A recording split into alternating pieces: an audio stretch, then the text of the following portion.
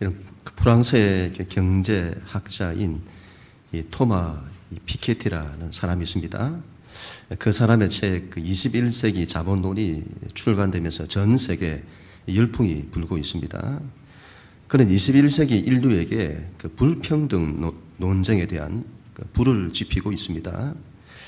그 책이 지금까지의 경제서와는 다르게 고전의 반열까지 넘보고 있다고 하는데, 그 이유는 전 세계 20여 개 나라와 지난 300년에 걸친 방대한 자료를 가지고 15년간 걸쳐서 분석하고 연구했기 때문이라고 합니다.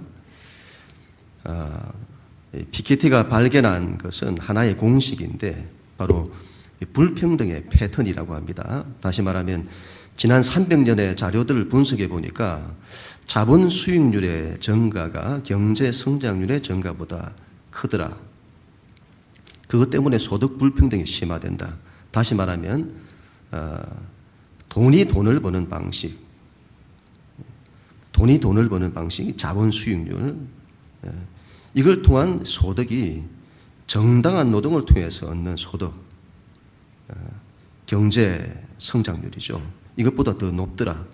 예를 들면 부동산이나 금융상품, 이자, 임대료, 이윤, 배당 등에서 얻는 소득이 정당한 노동을 통해서 벌어들이는 소득보다 더 높다. 그래서 소득 격차가 점점 더 벌어지는 것이다. 그렇게 분석을 해낸 겁니다. 이 피케티 교수가 한국을 방문했는데 한 언론사와의 인터뷰에서 이렇게 말하더군요. 질문자가 한국의 경우 인구 성장률이 최저 수준이고 앞으로 극한 저성장 시대로 진입할 텐데 어떻게 보시냐. 이 피케티 교수의 답변은 저출산율이 불평등을 심화할 것이다. 그 이유는 저성장이 불평등을 만드는데 그러한 저성장을 가져오는 가장 큰 요인이 바로 저출산이라는 겁니다.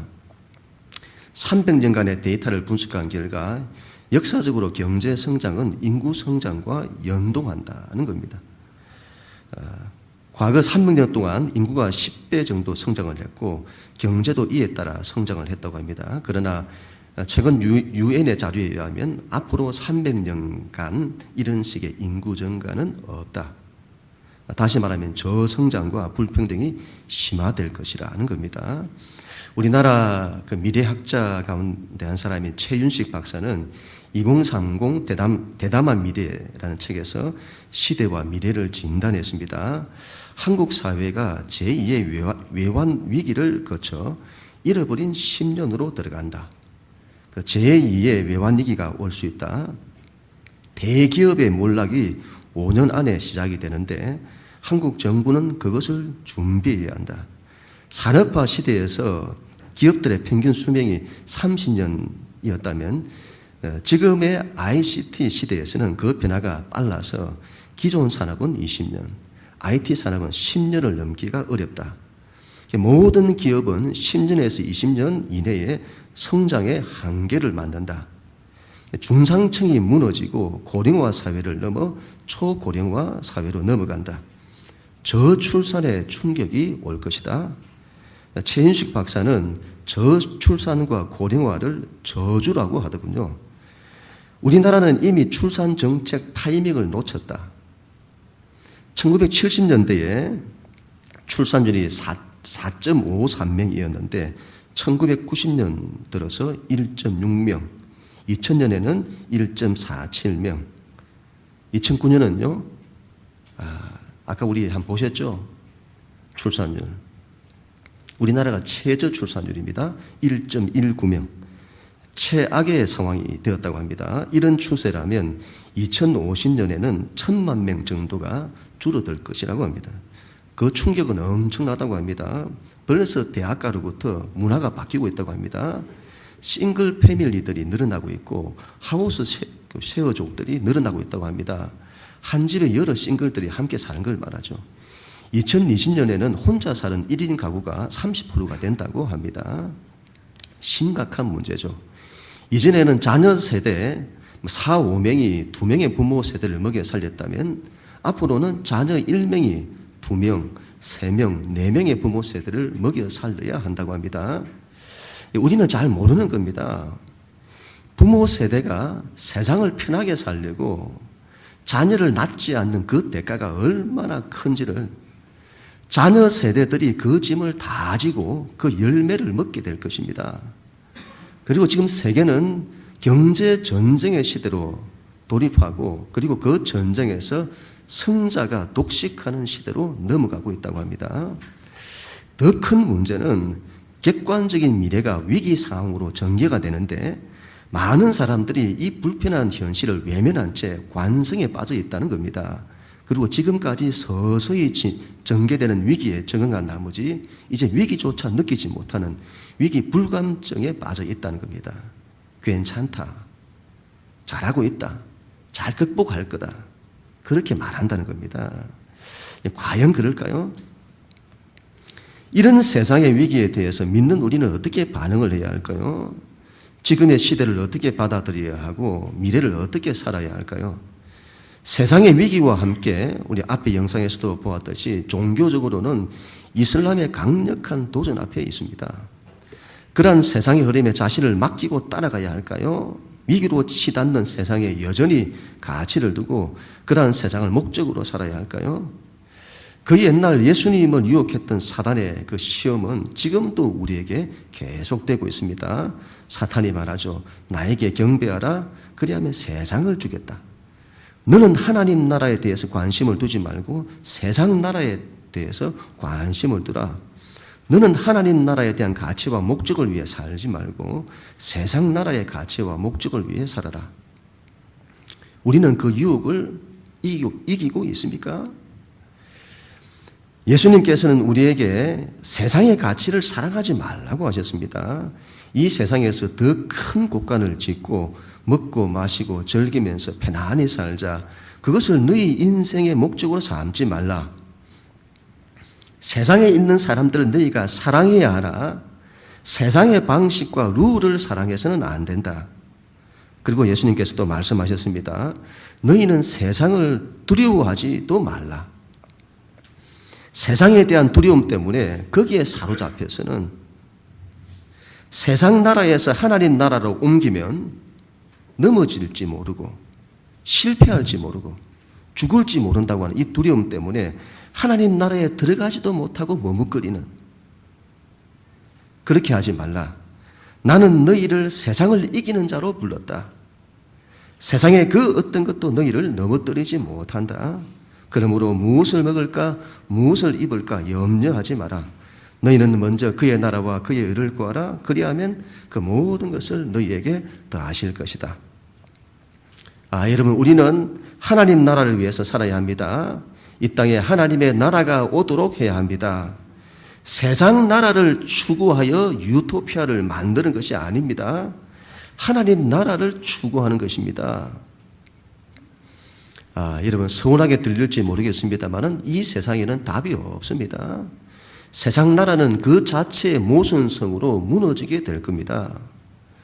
세상 사람들은 위기를 잘 인식하지 못합니다. 위기는 도적같이 순식간에 올 것입니다.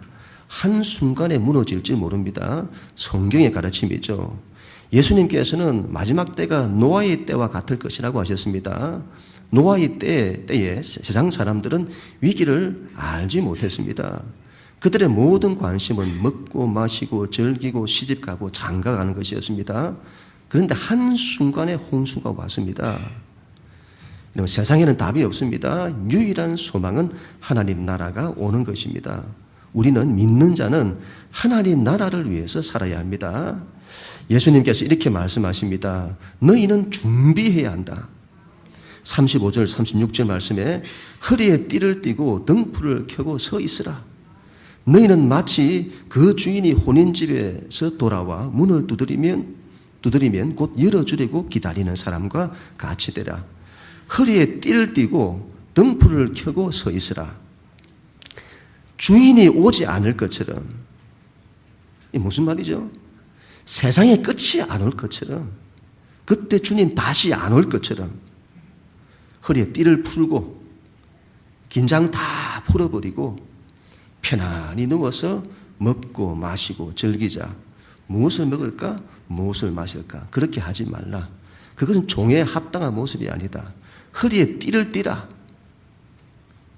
허리에 띠를 띠고 일할 자세를 갖추라. 주인을 맞이할 자세를 갖추라. 등불을 켜고 서 있으라. 주인이 오는 것을 예비해야 한다. 준비하라. 예수님께서 다시 오실 것이다. 너희는 주님 다시 오실 길을 예비하라. 또 이렇게 말씀하십니다. 42절 43절 주께서 이르시되 지혜 있고 진실한 청지기가 되어 주인에게 그 집 종들을 맡아 때를 따라 양식을 나누어 줄 자가 누구냐.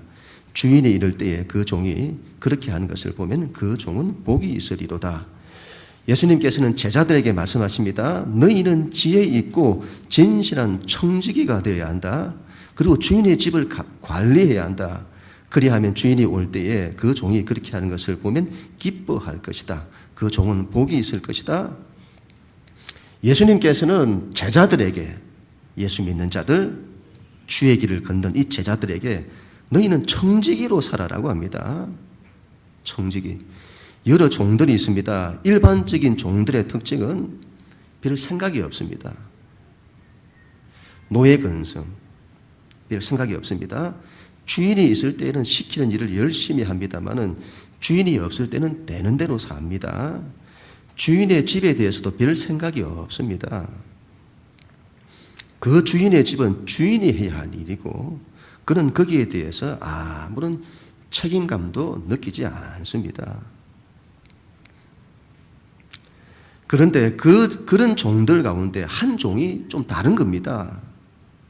그는 주인이 없는 기간 동안에 어떻게 하면 주인의 집을 잘 관리할까 하는 마음을 가지고 있는 겁니다. 그래서 집안의 여러 가지 일들에 마음을 두고는 그 집안 일을 돌보는 겁니다. 회사에서 일을 하는데 대부분의 직원들은 월급쟁이로 삽니다. 그들은 회사가 어떻게 되는지에 별 관심이 없습니다. 자기 일만 하고 그 대가로 월급만 받으면 되는 겁니다. 그런데 그들 중에 한 직원이 회사에 마음을 두는 겁니다. 어떻게 하면 회사를 위할 수 있을까 하는 마음을 가진 거죠. 회사를 위해서 열심히 일을 합니다. 헌신도 합니다. 우리가 입장을 바꿔놓고 우리가 회사 주인이라면 누구를 기뻐하겠습니까? 누구에게 일을 맡기겠습니까? 누구에게 직책을 맡기겠습니까? 이런 사람을 두고 청지기라고 합니다. 예수님께서는 우리를 하나님 나라의 청지기로 부르셨습니다. 예수님 다시 오실 때까지 우리에게 하나님 나라의 일을 맡기셨습니다. 그 집안 일을. 우리는 하나님 나라의 청지기로 살아야 합니다. 내가 다시 올 때까지 너희는 하나님 나라의 집을 관리하라. 우리는 하나님 나라에 대한 주인의식을 가져야 합니다. 하나님 나라의 일이 나의 일이 되어야 합니다. 주인이 하는 일이 우리의 일이 되어야 합니다. 청지기에게는 그런 주인의식과 책임성이 있어야 합니다. 예수님께서는 그런 우리의 모습을 보시고 기뻐하실 것이다. 잘했다. 착하고 충성된 종아. 그렇게 말씀하실 것이라. 예수님 또 이렇게 말씀하시죠. 49절. 내가 불을 땅에 던지러 왔노니 이 불이 이미 붙었으면 내가 무엇을 원하리요. 예수님께서 내가 세상에 불을 주러 왔다. 무슨 말이죠? 이 피케티 교수가 21세기 인류에게 불평등 논쟁이라는 이 불을 던졌습니다. 그처럼 예수님께서는 전 인류에게 생명이라고 하는 이 불을 던졌습니다.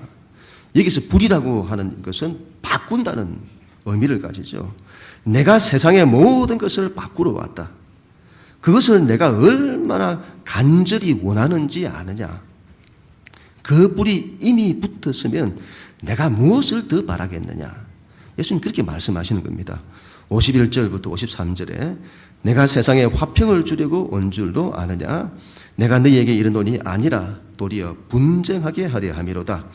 이 이후부터 한 집에 5사람이 있어 분쟁하되 셋이 둘과 둘이 셋과 하리니 아버지가 아들과 아들이 아버지와 어머니가 딸과 딸이 어머니와 시어머니가 며느리와 며느리가 시어머니와 분쟁하리라. 내가 세상에 평화를 주려 왔는 줄 아느냐? 아니다. 도리어 분쟁하게 하려 함이로다. 이 점은 이해가 좀 안 되죠. 예수님께서는 세상에 사랑과 평화를 주시기 위해서 오시지 않았습니까? 그런데 왜 예수님 이런 말씀을 하실까요? 구원자라면 세상을 살리려고 해야 하는 것 아닐까요? 세상에 사랑을 나타내고 평화를 나타내야 하는 것 아닐까요? 왜 분쟁을 일으키십니까? 예수님 왜 이런 말씀을 하실까요? 이 점을 잘 이해해야겠습니다. 대단히 중요하다고 봅니다. 빛과 어두움의 충돌, 선과 악의 충돌, 진리와 비진리의 충돌을 말합니다. 하나님 나라와 세상 나라의 충돌, 바로 그 충돌은 필연적이다. 충돌의 필연성. 하나님 나라와 세상 나라는 근본에서부터 충돌할 수밖에 없다. 빛과 어둠이 같이 섞일 수 없고 선과 악이 같이 섞일 수 없듯이 하나님 나라와 세상 나라는 같이 섞일 수 없다. 예수님께서는 세상에 불을 던지러 오셨습니다. 세상의 모든 것을 바꾸려 오셨습니다. 예수님은 세상을 사랑하시고 세상에 생명을 주려고 하십니다. 그런데 그 일에 대해서 세상이 격렬히 반대한다는 것입니다. 그러한 반대는 필연적이다. 그러므로 너희는 그러한 충돌을 두려워하지 말라. 그것은 당연한 것이다. 그 충돌은 가장 가까운 가족 관계에서도 피할 수 없다. 가장 가까운 가족, 아버지와 아들, 어머니와 딸, 시어머니와 며느리가 충돌한다. 우리가 먼저 그들과 분쟁하려고 해서는 안 되죠. 우리가 먼저 분쟁하려고 작정하고 그렇게 해서는 안 될 것입니다. 우리는 그들을 사랑하고 그들과 화평하려고 해야 합니다. 그러나 세상이 우리를 반대합니다. 그러면 어쩔 수가 없는 겁니다. 그때 너희는 그것을 이상하게 여기지 말라. 두려워하지도 말라. 그것은 필연적인 것이다. 불가피하다. 너희는 그런 상황에서 하나님을 선택하라. 하나님 나라가 그 모든 것에 우선한다. 저는 가족의 평화를 위해서 신앙생활을 못하겠습니다. 안 믿는 남편이 싫어해서, 안 믿는 아내가 싫어해서, 안 믿는 부모가 싫어해서, 그들이 반대해서 저는 신앙생활을 못하겠습니다. 신앙생활을 열심히 하면 그런 것들이 없어야 되는 것 아닙니까? 관계도 회복되고 돈도 잘 벌고 사업도 잘 되고. 그런데 이게 뭡니까? 예수님을 위해서 그렇게 헌신하는데 가족들이 왜 더 반대합니까? 가족들로 하여금 이런 말을 듣게 하십니까? 너가 교회에 나가고 난 이후부터 되는 일이 없다. 집안은 한 종교로 통일되어야 한다. 기독교를 믿으니까 집안에 부정이 탄다. 가족만 그렇습니까? 세상이 반대하고 난립니다. 우리의 삶의 환경이 반대하고 난리입니다. 예수님 말씀하십니다. 그건 당연하다. 여러분, 예수님을 보십시오. 이 세상을 구원하시려 이 땅에 오셨습니다. 예수님의 삶을 보십시오. 하나님의 사랑과 평화와 생명을 위해서 사셨습니다. 그런데 세상이 어떻게 합니까? 그 예수님을 잡아서 십자가에 죽여버립니다. 나도 그랬다. 하물며 너희일까 보냐. 그건 당연한 것이다. 세상과의 충돌은 불가피하다. 가장 가까운 가족 관계에서도 충돌한다. 그때 너희가 하나님을 선택하라. 하나님 나라가 그 모든 것에 우선한다. 가족 관계보다 더 우선한다.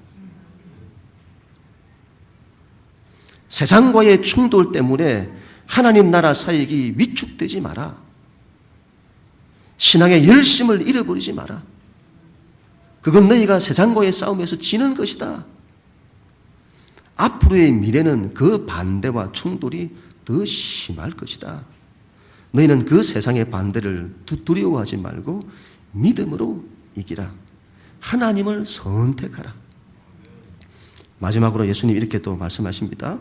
54절에서 56절까지 말씀. 또 무리에게 이르시되 너희가 구름이 서쪽에서 이는 것을 보면 곧 말하기를 소나기가 오리라 하나니 과연 그러하고 남풍이 부는 것을 보면 말하기를 심히 더우리라 하나니 과연 그러하니라. 외식하는 자여 너희가 천지의 기상은 분간할 줄 알면서도 어찌 이 시대는 분간하지 못하느냐. 여러분, 이 이스라엘 땅은 그 서쪽에 지중해 바다가 있습니다. 그 서쪽에서 그 바다에서 구름이 일어나는 것을 보면 비가 오는 것은 당연합니다. 그리고 이스라엘 남쪽으로는 아라비아 광야에서 더운 바람이 불어옵니다. 그래서 그런 남풍이 불면 날씨가 더운 것은 당연합니다. 이스라엘 땅에는 지중해로부터 일어나는 비를 통해서 곡식이 자라는 것이고 남쪽에서 불어오는 더운 바람 때문에 곡식과 과일들이 연걸어서 열매를 맺는 겁니다. 그래서 곡식이 자라기 위해서는 파종하고 난 이후에 이 지중해로부터 비가 와야 합니다. 그리고 곡식이 나중에 곡식과 과일이 잘 익기 위해서는 아라비아로부터 더운 바람이 불어와야 합니다. 너희가 천지의 기상은 그렇게 분간할 줄 알면서도 어찌 이 시대는 분간하지 못하느냐. 이 시대에 무엇이 문제이며 이 시대에 필요로 하는 것이 무엇인지를 알지 못하느냐.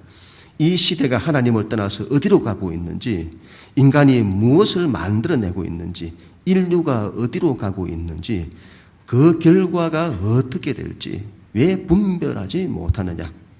58절 너가 너를 고발하는 자와 함께 법관에게 갈 때에 길에서 화해하기를 힘쓰라.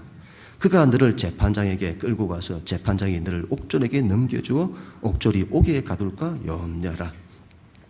너를 고발하는 자와 함께 법정에 서기 전에 너는 길에서 먼저 화해하라. 무슨 말입니까?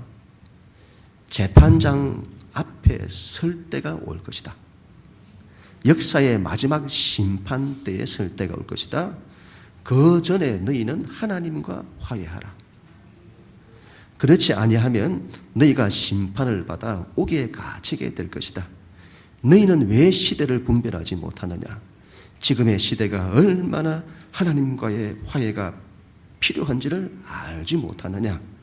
하나님을 떠난 인간이 어떤 역사를 이루어왔고 그 결과가 무엇인지를 왜 알지 못하느냐? 너희의 미래와 그 결과가 어떠할지를 왜 모르느냐? 너희는 하나님과 화해해야 한다. 여러분, 시대가 급변하고 있습니다. 그 속도가 엄청납니다. 그 말은 여러분 다르게 말하면 종말로 급속히 나아가고 있다는 것입니다. 여러분, 지금은 공간적으로 지금은 세계화 시대입니다. 전 세계가 단일 시장이고 단일화된 공간입니다. 역사가 여러분 그 옛날에는 개인과 가족 공동체에서 출발을 했고 그 다음에는 시족과 부족 공동체를 이루다가 그 다음에는 도시국가 형태를 띠다가 그 이후에 민족과 국가를 이루게 됩니다. 지금은요 전 세계로 하나로 단일화되어 가고 있습니다. 공간적으로 역사는 끝에 와 있습니다. 시간적으로도 마찬가지입니다. 이런 지금은 빛의 속도의 시대입니다. 모든 것이 급변합니다. 지난 역사의 수백 년, 수천 년의 시대를 통해서 이루어왔던 것이 지금은 몇십 년, 몇 년에 걸쳐서 만들어지고 있습니다. 시간적으로도 시대는 끝에 와 있습니다. 이것을 다르게 말하면 마지막 때가 가까이 왔다는 겁니다. 여러분, 우리는 어떻게 해야 할까요? 그 옛날 예수님이 당시 이스라엘 민족 가운데 오실 때 그때 이스라엘 민족이 구원자를, 우리를 구원할 메시아를 간절히 그들이 대망하고 그 메시아의 길을 예비했던 것처럼 지금을 살아가는 우리는요, 주님 다시 오실 것입니다. 그래서 이 구원을 완성할 다시 오실 주님을 간절히 우리는 대망해야 될 것이고 다시 오실 주님의 그 길을 예비해야 합니다. 교회와 믿는 자들은 그 일에 힘을 써야 합니다. 제가 이마트를 갔습니다. 간단히 이제 물건을 사고 계산하는 데에 섰는데 앞에 계산하는 이 젊은 엄마가 이제 아기랑 막 이렇게 있는 겁니다. 근데 그 아기가 자꾸 땡깡을 부리고 막 울면서 계산을 못하게 하는 겁니다. 그때 엄마가 하는 말이, 뒤에 있는 할아버지가 맴매하신다? 그때 아이가 울음을 뚝 그치는 겁니다. 저는 제 뒤에 할아버지가 계신 줄 알았습니다. 저보고 하는 말이더군요. 그 사람들 많은 앞에서 말이죠. 할아버지라뇨. 50도 안 됐는데. 오면서 이런 생각이 들더군요. 염색을 한번 해볼까? 그리고 이런 생각도 들더군요. 이제 나의 인생에도 그때가 다가오는가 보다. 안 올 줄 알았는데 결국은 오는구나. 마음의 준비를 해야겠구나. 이렇게 살다가 인생의 결국을 맞이하는 거구나. 지금까지 살아오면서 그 끝은 안 올 줄 알았는데 결국은 그 끝이 오는 것이구나. 여러분, 우리는 준비를 해야 합니다. 하나님 나라를 준비해야 합니다. 결국은 역사의 마지막이 올 것입니다. 안 올 것처럼 생각을 합니다만은 결국에는 온다는 것이 성경의 정언입니다. 허리에 띠를 띠고 등불을 켜고 서 있어야 합니다. 현실의 두 발을 딛고 담대히 서야 합니다.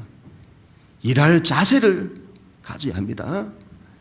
하나님 나라 집의 청지기로서 살아야 합니다. 하나님 나라에 대한 주인의식을 가지고 하나님 나라의 집을 관리해야 합니다. 여러분, 세상과의 충돌은 불가피합니다. 세상을 두려워하지 말고 하나님을 선택해야 합니다. 시대를 분별하고 하나님과 화해해야 합니다. 세상 사람들로 하여금 하나님과 화해하도록 만들어야 합니다. 예수님 다시 오실 때 그런 우리의 모습을 보시고 우리 주님 기뻐하실 것입니다. 그런 우리를 두고 너희가 복이 있다고 말씀하실 것입니다. 그런 교회와 우리 모두가 다 될 수 있기를 주님 이름으로 간절히 축원합니다.